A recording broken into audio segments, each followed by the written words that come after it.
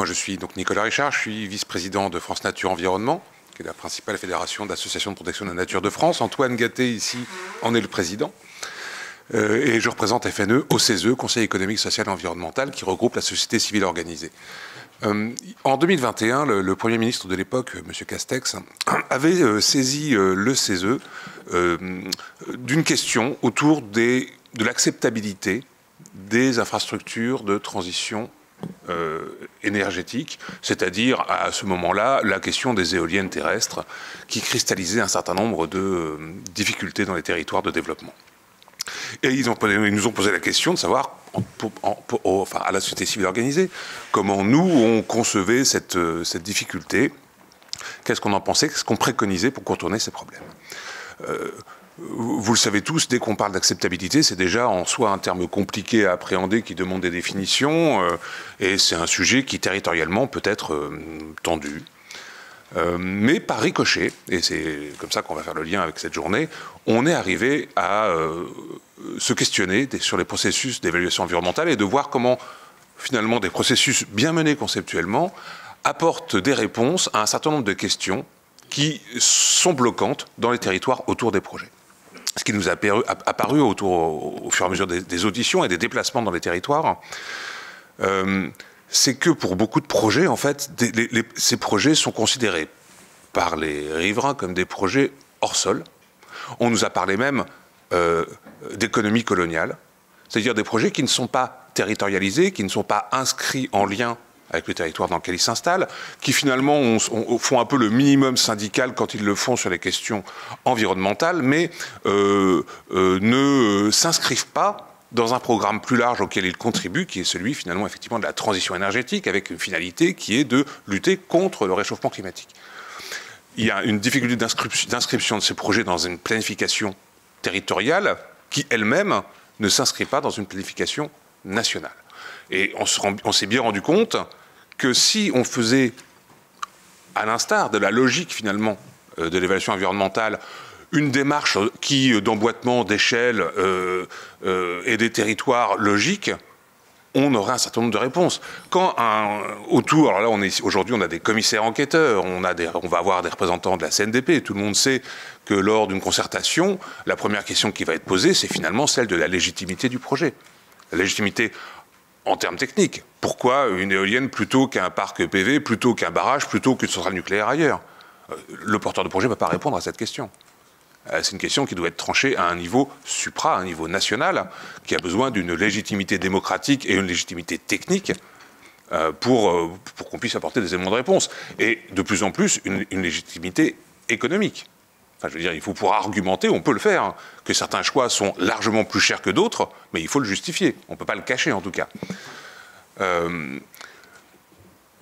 Donc, on a cette question-là. On a l'autre question qui va être de la légitimité... Pardon.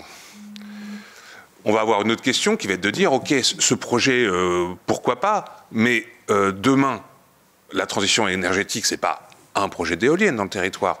C'est un ensemble de projets, plusieurs éoliennes, un parc PV, peut-être d'autres procédures. Dans le paysage, ça va donner quoi comme résultante à l'horizon 2050? Personne ne peut répondre à ça aujourd'hui.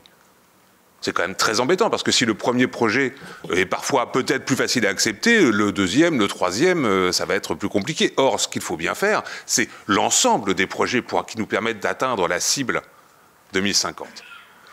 Donc, ce qui nous a paru au CESE, c'est que la transition énergétique, abordée projet par projet, forcément cristallise des difficultés, puisque on a des projets privés sur des terrains privés ou avec une forme de privatisation des bénéfices, de mutualisation des impacts, et quasiment pas de retour socio-économique dans le territoire, en tout cas, et pas de territorialisation, ni d'un point de vue économique, ni d'un point de vue culturel des projets. Ça ne peut pas fonctionner. Ça ne peut pas fonctionner. Donc, très vite, nous, on a demandé, en tout cas, on a préconisé, de bien, d'abord, faire comprendre qu'aujourd'hui, chaque projet d'ENR est en fait une partie d'un grand plan-programme, d'un grand programme d'aménagement du territoire, nécessaire à l'horizon 2050 pour atteindre la cible de production d'énergie renouvelable que l'on aura déterminée. Et donc on aura déterminé quelque part, probablement devant les représentants du peuple, l'Assemblée nationale, le Sénat. Il faut bien qu'en un moment qu'on ait une légitimité démocratique pour dire nous faisons le choix de tant de production d'ENR avec associé à tant de sobriété et tant éventuellement d'autres types de production. Or, cette étape-là, aujourd'hui, elle n'est toujours pas réalisée. Et d'ailleurs, elle ne sera probablement pas réalisée, contrairement à même les engagements de la loi. Alors, à FNE, forcément, si je prends la casquette FNE, nous sommes très attachés naturellement à la défense de l'environnement, mais également au fait que la démocratie participative dans le domaine de l'environnement soit vivante, parce qu'on pense que c'est une composante importante de la démocratie globale, et au respect de l'état de droit. Donc pour nous, c'est très gênant, et même au niveau du CESE, on est un organe constitutionnel, c'est gênant de dire on aurait dû avoir une loi de transition énergie-climat votée depuis 1 an et demi, et puis finalement, on s'en passe. Et on va prendre en application des décrets, notamment pour la question énergétique donc de la PPE ou de la SNBC, qui vont s'appuyer sur pas de loi, en fait. Et cette fragilité, ça nous ennuie, parce qu'au final, en descente d'échelle, cette fragilité, elle va arriver dans tous les projets. Tous les projets sont fragiles en termes d'attaques contentieuses parce qu'ils n'ont pas bien pris en compte l'environnement et l'acceptabilité étant faible, ça cristallise des mécontentements qui vont trouver un moyen ou un autre de les attaquer, ou bien que sur les procédures environnementales, il y a eu des carences parce qu'on veut aller vite, parce qu'on ne prend pas suffisamment au sérieux l'importance que ça a, comme l'a dit Cyril. La finalité de l'évaluation environnementale, c'est bien de trouver le plan, programme et le projet de moindre impact. Et que donc, en faisant les choses mal, on a un risque contentieux. Et c'est au travers de ce risque contentieux qu'il y a une perte de temps. La perte de temps, aujourd'hui, elle n'est pas sur ni le temps de concertation amont, ni le temps de procédure d'évaluation environnementale. Elle est sur la partie financement et le risque derrière, contentieux, qui fait que le temps pour être purgé de tout recours devient très long, parce que le temps de la justice est long. Donc au niveau du CESE, on a dit il nous faut comprendre qu'on est sur un programme d'aménagement du territoire et dès lors, en tant que plan-programme, il doit être abordé comme tel, avoir une procédure d'évaluation environnementale avec participation du public qui permette qu'il y ait une discussion, après qu'elle ait été démocratique devant les chambres, avec l'ensemble des citoyens pour valider les choix qui sont faits, qui sont opérés, et puis que ces choix, en même temps qu'on puisse les dérisquer d'un point de vue environnemental à une échelle qui permet l'évitement, et vous savez bien le lien entre la doctrine ERC et la question d'évaluation environnementale.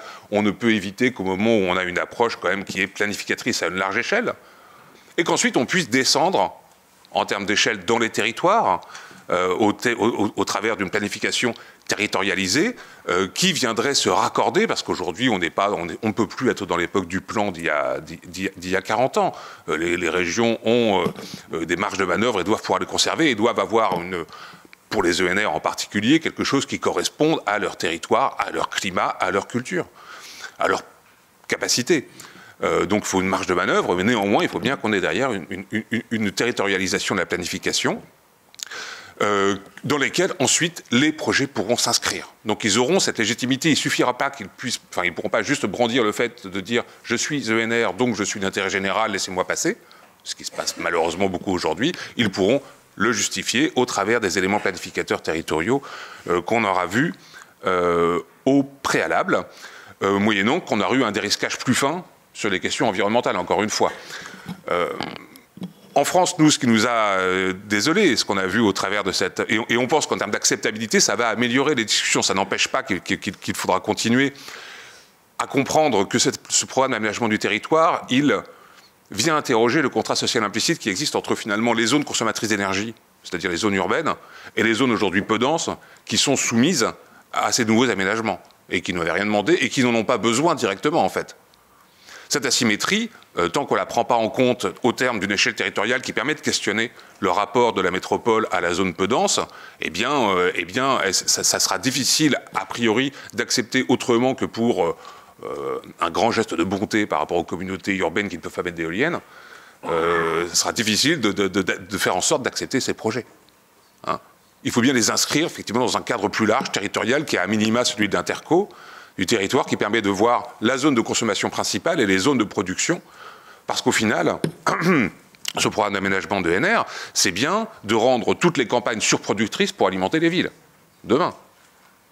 Donc cette asymétrie, il faut bien la corriger, et le CESE proposait qu'on fasse comme ça des contrats de réciprocité territoriaux entre les zones peu denses qui sont sollicitées et les zones denses qui sont consommatrices, pour bien faire comprendre cette asymétrie et que quelque part il y ait un rendu, parce que les zones peu denses, elles, ont des problèmes de mobilité encore plus dans une dynamique de changement de carburant ou de modèle de consommation de pétrole, mais ils ont aussi des problèmes de services publics, des problèmes, enfin, voilà, de rénovation des bâtiments qui pourraient tout à fait être compensés. C'était une autre proposition importante du CESE.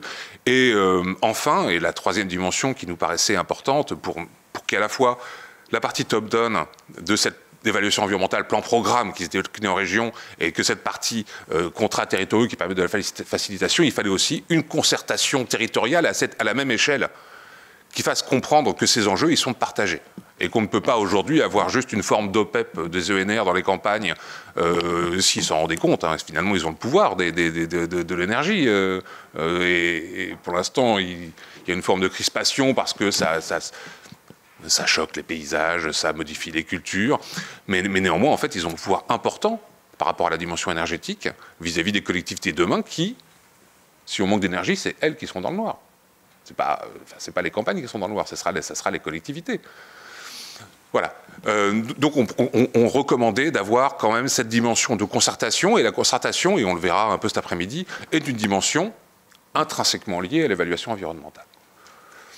Donc c'est en ça que le CESE, qui n'a pas ni d'expertise, ni de volonté forcément de défendre des procédures qui ne seraient pas adaptées, vous savez comment sont le CESE, on a un ensemble des syndicats, le MEDEF, la FNSEA, tous ne sont pas pour le maintien des procédures, on a bien vu, ou des réglementations. Néanmoins, tous se sont rendus compte que cette procédure était finalement robuste, l'évaluation environnementale, robuste, efficace et logique, et finalement assez souple, pour permettre de ne pas oublier d'étapes, pour permettre d'inclure le public, de dérisquer, d'éviter les contentieux, dès lors que c'est bien fait, au bon moment, et pas à l'envers. On se désole de voir aujourd'hui que la politique énergétique française, d'abord ne passe pas devant le Parlement, semble être le résultat uniquement du discours d'une personne, c'est quand même fragile, avec des engagements qui envoient sur le temps long la nation, et sur des dimensions économiques très élevées, avec un déficit d'évaluation économique des choix qui semblent opérés. Je l'ai dit, on n'a pas la loi qui aurait dû avoir lieu, on a une PPE sans prise en application d'une loi qui est actuellement en cours de discussion, alors qu'on a déjà des planifications territoriales qui sont en cours de développement au travers des zones d'accélération des ENR qui vont devoir se raccorder, espérons-le, à la planification qui sortira une fois régionalisée de cette PPE. Il y a peu de chances que ça arrive, donc il va falloir remettre sur le tapis des discussions pas simples, et ça va pas être facile d'expliquer aux concitoyens qui sont engagés dans une première réflexion qu'il faut tout refaire, parce que maintenant il faut que ça reboucle avec l'objectif de la nation. Tout ça pour entraîner tout le monde dans une dynamique commune, parce que c'est quand même ça qu'il faut faire, ça rend les choses plus compliquées.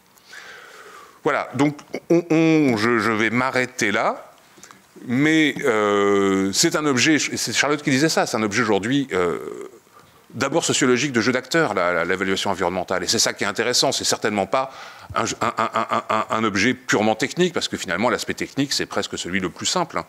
La question c'est comment on organise les jeux d'acteurs les uns avec les autres, qu'on n'oublie personne, mais pour les organisations du CESE, on y trouve beaucoup d'intérêt à pouvoir s'adosser à cette procédure qui nous paraît vraiment un axe de progrès, y compris pour l'acceptabilité des projets. Merci.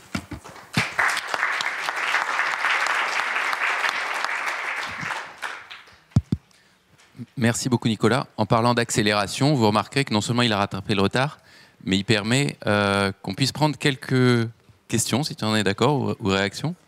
Si on est d'accord, donc n'hésitez pas, présentez-vous juste, voilà, très simplement, et on vous remercie de vous exprimer de manière concise pour qu'il y ait de la place pour tout le monde.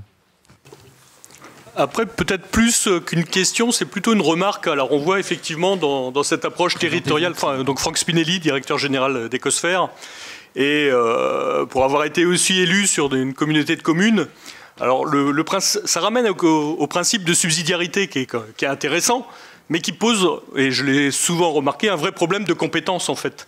Et c'est en cela où, pour revenir en fait et renforcer quelque part la position de Richard, c'est que s'il n'y a pas de cadrage, un chapeau de cadrage assez fort, en fait le principe de subsidiarité qui est donné en cascade, en quelque sorte, démonte un petit peu tout le système. Et aujourd'hui, c'est vrai qu'au travers de l'évaluation environnementale, et en particulier de la séquence évitée, c'est globalement à l'échelle de la planification qu'on arrive le mieux à l'anticiper. Et ça, c'est vraiment un point de vigilance qu'il faut avoir, en fait. Donc c'était plus une remarque qu'une question.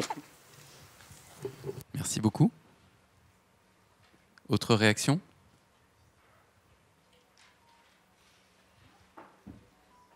Ben écoutez, oui, allez-y monsieur, sur le bouton rouge pour le micro. Bonjour, je m'appelle Alpha Abdoulaye Diallo, je suis parlementaire, je viens de la République de Guinée.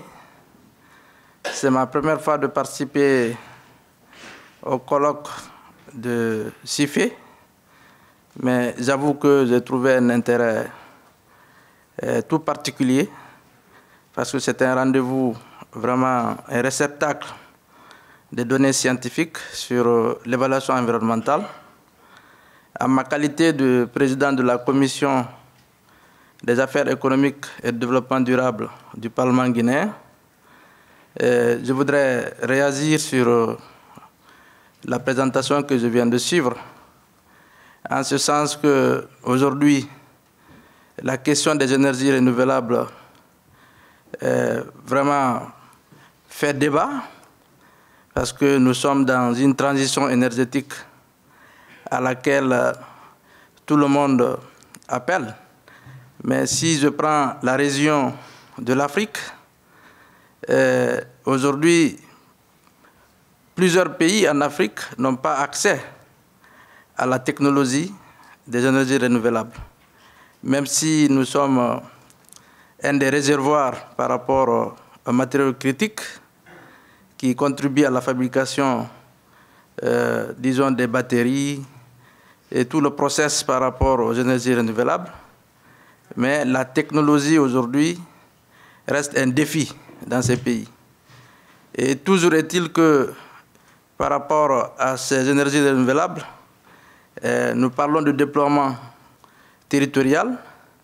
Le plus souvent, les promoteurs qui viennent chez nous aussi sont confrontés, disons, à l'accès à des espaces par rapport au déploiement de la technologie, parce que si nous prenons le solaire, ça prend beaucoup d'espace, et souvent c'est des terres cultivables et qui servent de subsistance pour des populations locales. Donc il y a vraiment un enjeu réel. Et je suis tout à fait d'accord avec le présentateur pour dire que par rapport à ces questions, le plus souvent, on voit souvent un ministre qui parle et ces sujets ne sont pas discutés souvent au Parlement. Pour la première fois, la commission que je dirige, nous avons demandé à l'examen de la loi de finances initiale 2025 que le ministère de l'Énergie présente une politique nationale et la stratégie du département en matière de déploiement des énergies renouvelables. Et je pense que si cette politique est discutée au niveau du Parlement, ça pourra permettre aux élus d'avoir une vue d'ensemble et apporter aussi un regard critique pour que véritablement le pays soit en cohérence par rapport à cette, disons, à cette transition énergétique qui est un tournant qui est nécessaire pour tous les pays aujourd'hui. Même si on sait que la fracture électrique en Afrique, le plus souvent, on n'est pas encore au rendez-vous de, disons, de l'accès universel à tous les citoyens à l'électricité, mais c'est important que quand même, au regard de ce qu'on voit dans le monde, les conséquences des fossiles sur la nature, sur l'environnement, que tout le monde s'inscrive sur cette question de transition énergétique. Et quel est son regard par rapport au cas des pays de l'Afrique? Je vous remercie. Merci, merci. Merci beaucoup pour cette intervention. On va pas, enfin, je ne vais pas réagir parce que je ne veux pas qu'on prenne trop de temps. On a une table ronde derrière. Ce que je veux dire simplement, c'est que il est très juste qu'aujourd'hui, l'enjeu énergétique devient aussi un enjeu de rapport en lien avec le foncier, celui du développement des ENR. Et il y a des conflits d'usage du foncier qu'il va falloir anticiper, sinon il y a beaucoup d'effets pervers qui pourraient se produire, notamment les questions de superposition d'enjeux agricoles et d'enjeux énergétiques. On fait croire parfois qu'on pourra faire tout en même temps et qu'1 + 1 = 3. Je crois qu'au contraire, il va falloir être plus vigilant que ça et voir comment on partage les choses pour être sûr qu'en voulant développer et répondre à une question, celle du climat, on ne crée pas d'autres problèmes qui soient liés soit à la biodiversité, soit à la gestion de l'eau, soit à la question agricole.